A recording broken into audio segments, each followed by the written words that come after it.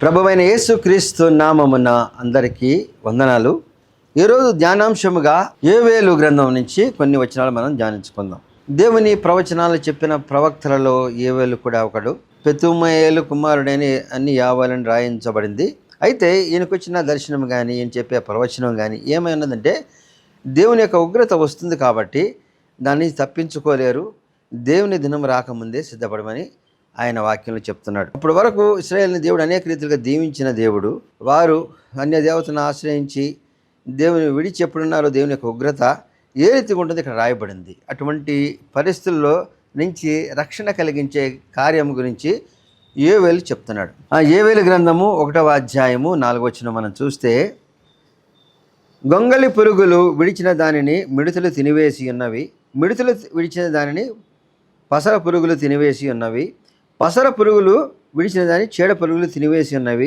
మత్తులారా మేల్కొనుడి, వారిపైన వస్తున్న ఉగ్రత, పసర పురుగులు వదిలేసి ఇంకో పురుగులు మిడతల దండు వస్తుందని, అటువంటి క్షామం వస్తుందని, కాబట్టి మీరు రక్షణ పొందమని చెప్తున్నాడు. యోవేలు గ్రంథము 2వ అధ్యాయము 27వ వచనం మనం చూస్తే, ఇశ్రాయేలీల మధ్యనున్నవాడను నేనే అనియు, నేనే మీ దేవుడైన యెహోవాననియు, నేను తప్ప వేరొక దేవుడు నీకు లేడనియు మీరు తెలుసుకుందురు. సీనాయి కొండ మీద నేనే తప్ప వేరొక దేవుడు లేడని వాక్యాలు విన్నారు. మరలా తిరిగి అన్య దేవతను పూజిస్తూ వస్తున్నారు. మళ్ళీ తిరిగి చెప్పబడుతుందేమని, నేనే నిజమైన దేవుడను, నేను తప్ప వేరొక దేవుడు లేడు, మిమ్మల్ని రక్షించేవాడు నేనని. అసలు దేవుడు అంటే ఏంటి అనేది మనకు అర్థమైతే ఇప్పుడు నేను చెప్పిన వాక్యంలో దేవుని యొక్క వాగ్దానం మనకు అర్థమవుతుంది. నేనే దేవుడను. దేవుడు అంటే ఏంటి? ఈ సృష్టి యావత్తును సృజించి దాంట్లో మనల్ని కూడా సృజించిన దేవునికి మనము కృతజ్ఞత చెల్లించుకొని జీవించాలి. సృష్టి యావత్తు పైన మనకు అధికారం ఇచ్చిన దేవుని మనం ఆరాధించాలి. ఈ సృష్టి యావత్తు కూడా దేనిపైన ఆధారపడిందంటే 5 ముఖ్యమైన వాటిపైన ఆధారపడింది. వాటిని పంచభూతాలు అంటారు. గాలి, నిప్పు, నీరు, భూమి, ఆకాశం. వీటన్నిటిపైన ఎవరైతే ఆధిపత్యం వహించి ఉంటారో వారు నిజమైన దేవుడు. అంతే కదా. ఇప్పుడు ఈ లోకాన్ని సృజించి అన్ని ఉంచిన దేవుడు సముద్రం పొంగి పాయలవుతుంటే దాన్ని ఆపలేనప్పుడు ఆయన దేవుడు ఎట్లా అవుతాడు? ఆ రీతిగానే మన మండుచున్న అగ్నిని చూస్తాం, మరి గోళాలు మండుతూనే ఉన్నాయి. వాటినన్నిటినీ కూడా అదుపులో పెట్టి వాటికైనా ప్రకాశవంతమైన వాడు మాత్రమే దేవుడై ఉంటాడు. మరి ఆ రీతిగానే మరి నీరుని ఆపడం కానీ నీరుని చేయటం కానీ యొక్క దేవుని ఆజ్ఞను బట్టి నడిస్తే దేవుడై ఉంటాడు. ఆ రీతిగానే భూమి, ఆకాశం. వీటి గురించి మనం క్లుప్తంగా చెప్పుకోవాలనుకుంటే, నీటి గురించి మనం చూస్తే, జలముల గురించి చూసినా, నీటి గురించి చూసినా, ఇశ్రాయేలీలు సముద్రం మరి ఎప్పుడైతే వారి మార్గం మధ్యలో వచ్చిందో దాని నుంచి ముందుకు వెళ్ళే క్రమం లేదు. వెనక నుంచి ఫరో సైన్యం వస్తుంది, సమీపంగా ఉంది.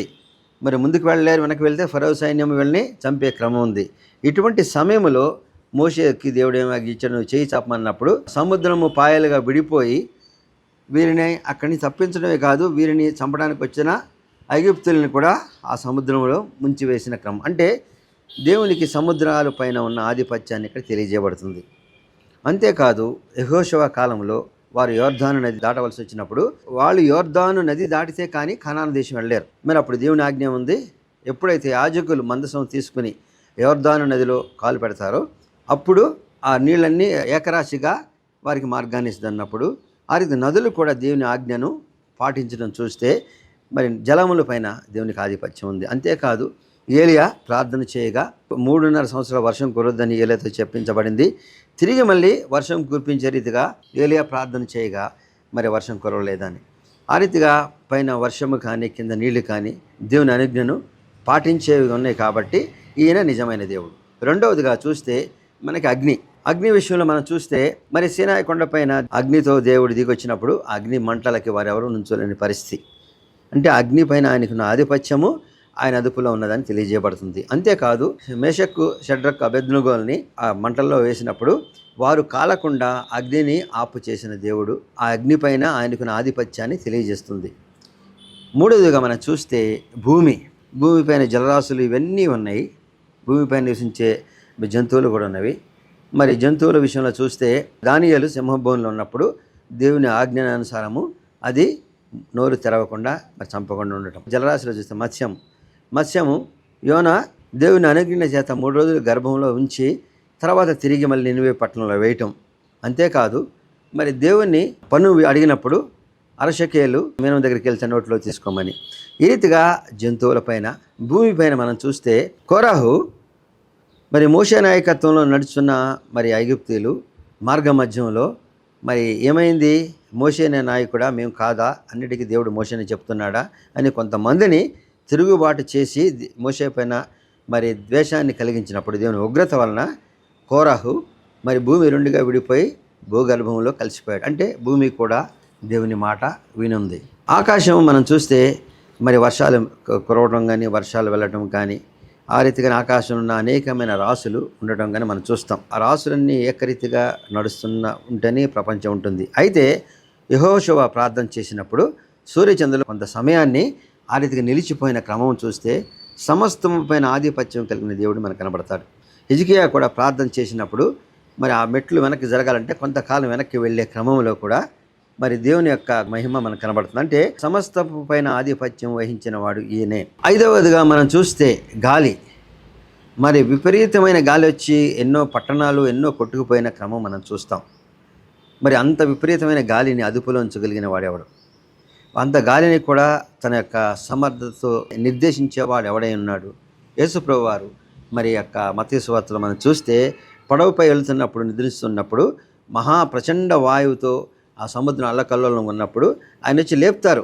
అదో మేము అందరం చనిపోయే పరిస్థితి ఉన్నాము, ఇక్కడ భయంకరమైన గాలులు వీస్తున్నాయి, నీవు ఈ రీతిగా నిర్భయంగా పడుకున్నావు అన్నప్పుడు లేచి గద్దించగానే ఆ గాలి, ఆ యొక్క తుఫాను అంతా ఆగిపోయిన క్రమం.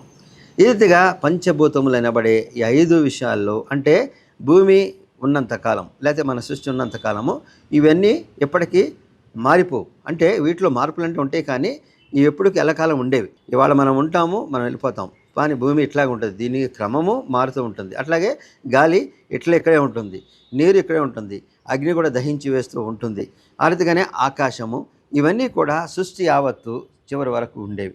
వీటిని నిర్మించిన వాడు, వీటిని తన అధీనంలో పెట్టుకున్నవాడు, వీటిపైన ఆధిపత్యం వహించిన వాడే నిజమైన దేవుడు.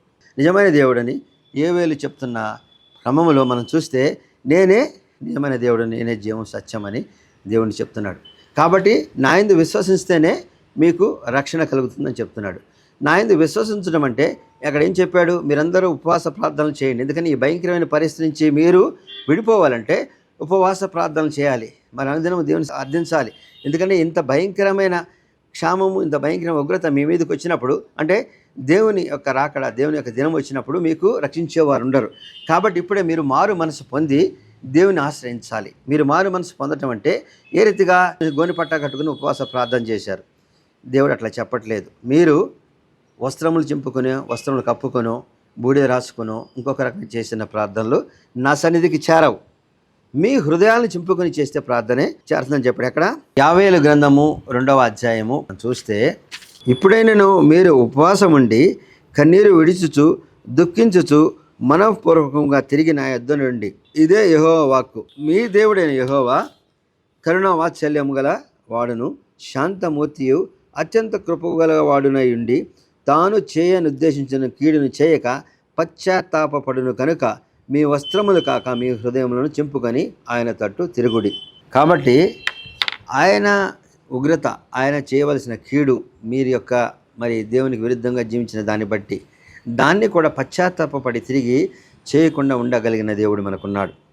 ఆయనకి మనము ఉపవాస ప్రార్థన చేయాలి, లేకపోతే మనం ఎన్నో రతిలుగా దేవుని ఆరాధించాలి, దేవుని అడగాలి, మన యొక్క తప్పులను ఒప్పుకోవాలి, మన యొక్క పాపాల క్షమాపణ జరగాలి.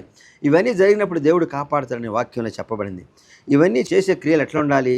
మీ వస్త్రం చింపుకుని మాత్రము చేసిన ప్రార్థన కాదు, మీ యొక్క హృదయాలను చింపుకొని. అంటే హృదయంలో మనము మన దేవుని తప్ప ఎవరు కూడా ఆరాధించకూడదు. ముందుగా మనం నిజమైన దేవుడు చూసాం కదా.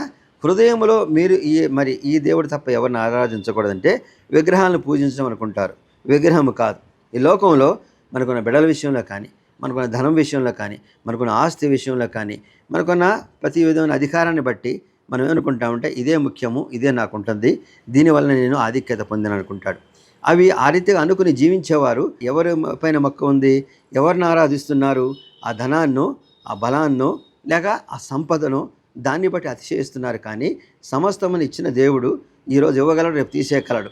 కానీ ఆయన ఆరాధించాలి అంటే వాటన్నిటిపైన కాకుండా దేవునిపైన ఆధారపడి జీవించాలి. వాటిపైన మనము మక్కువ చూపించకుండా వాటిని తక్కువగా చేసుకోవాలి. మనకున్న ధనాన్ని మనము ఇతరులకు పంచగలిగిన క్రమంలో చేయగలిగిన సహాయం చేయవలసిందే. ఆ రీతిగానే మనకు శరీర బలాన్ని బట్టి మనకున్న అనేకమైన జ్ఞానాన్ని బట్టి ఇతరులు ఆశించినప్పుడు మనం సహాయం చేయాలి.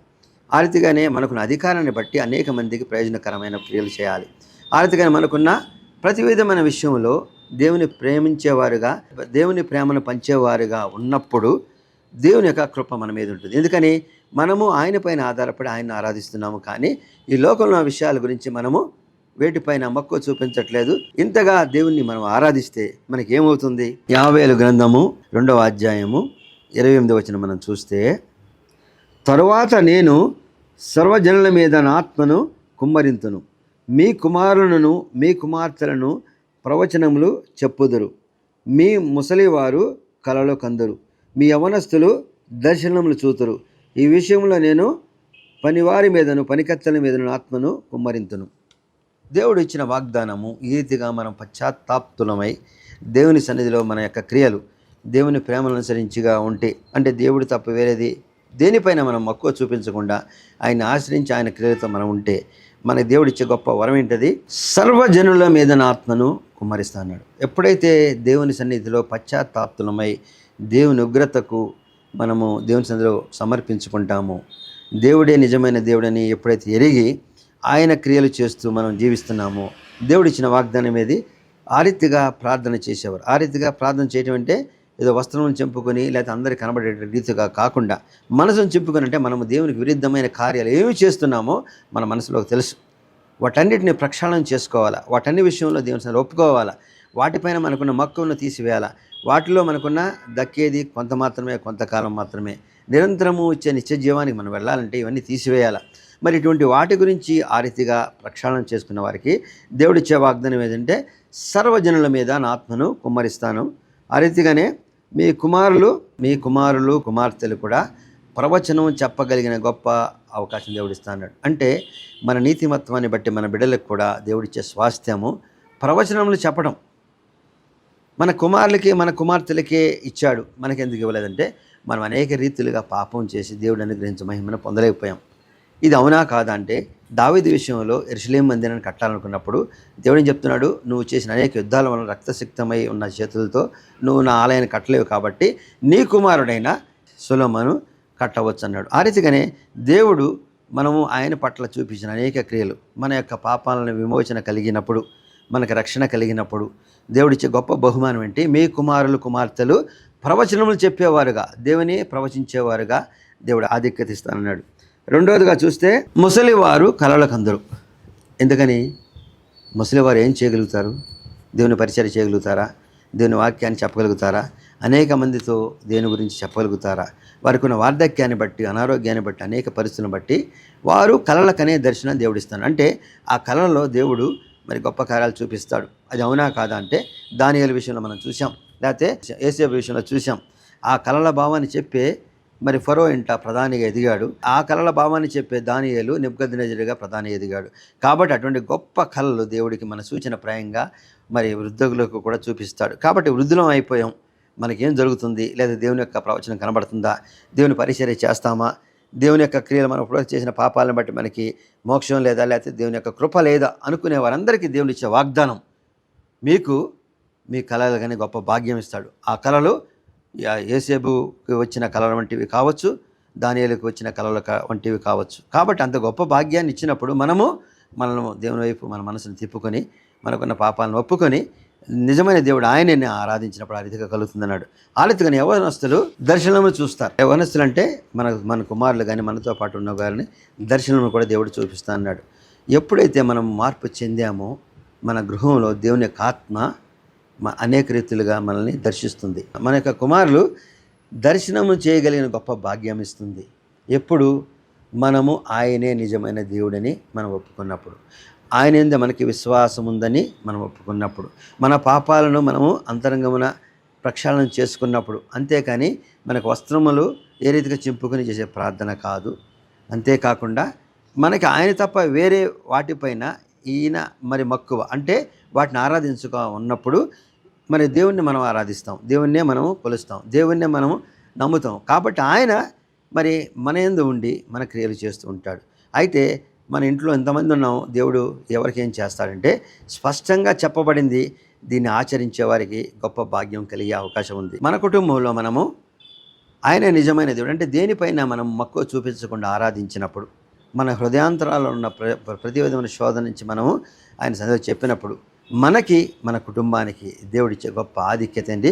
మన కుమారులు కుమార్తెలు మరి ప్రవచనాలు చెప్తారు, మనకి మరి ముసలివారైన వారికి కళలు వస్తాయి, ఆ రీతిగా యవ్వనస్తులకు దర్శనాలు వస్తాయి. ఎందుకని యవ్వనస్తులు చేయవలసిన అనేక కార్యాలు ఉంటాయి. కాబట్టి ఆ రీతిగా దేవుడు నిన్ను నీ కుటుంబాన్ని వాడుకునే గొప్ప క్రమము దేవుని విశ్వసించి ఉండాలి. ఎందుకని ఆ యొక్క ఉగ్రతను మనం యావల్ గ్రంథం చూస్తే భయంకరమైన మిడతలు చంపేస్తున్నాయి, మరి ఆ దేశాన్ని నాశనం చేస్తున్నాయి. వారికి ఇంకా మరి ఆ దేశంలో జీవించగలిగిన అవకాశం లేదు, రక్షణ లేదు.